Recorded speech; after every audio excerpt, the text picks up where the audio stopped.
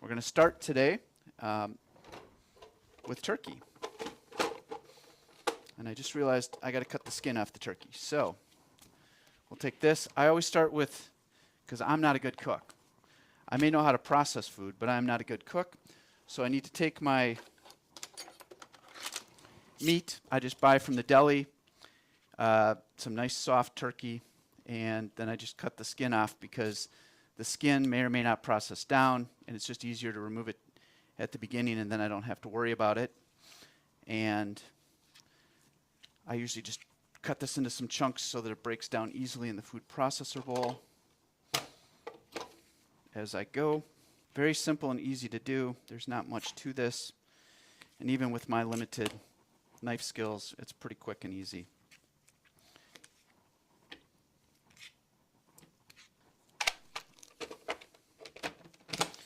So when I take this, I'm just going to turn on the food processor for a few seconds. And turkey breaks down very easily. I do just kind of want to come in and scrape it, make sure all the bits are off the side. And I can see that there's some larger chunks in here still, so it needs to run for a few more seconds.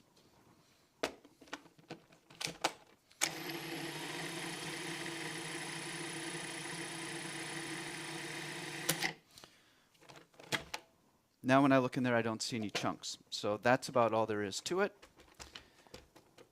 I need to grab a bowl, and we're going to put this in here. And what I like to point out here is, because this was the minced part of it, is that this is very dry and crumbly. And so it doesn't fit that definition of minced and moist, and that's where the extremely thick stock comes in.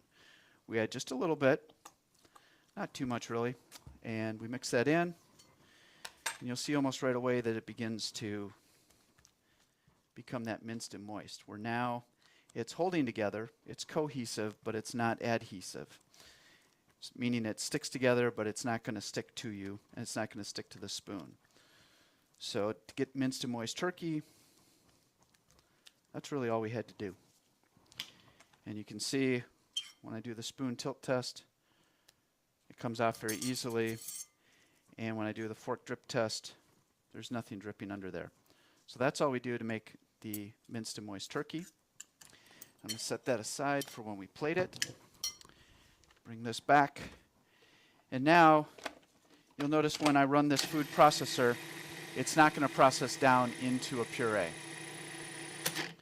And that's because there's not enough lubrication. The IDDSI framework is simulating exactly what happens when a human chews.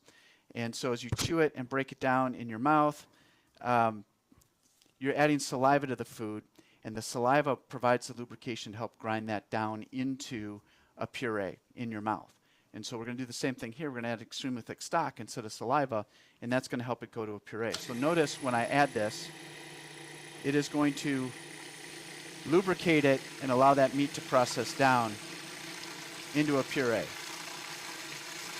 And it happens almost instantly when it gets enough lubrication in there.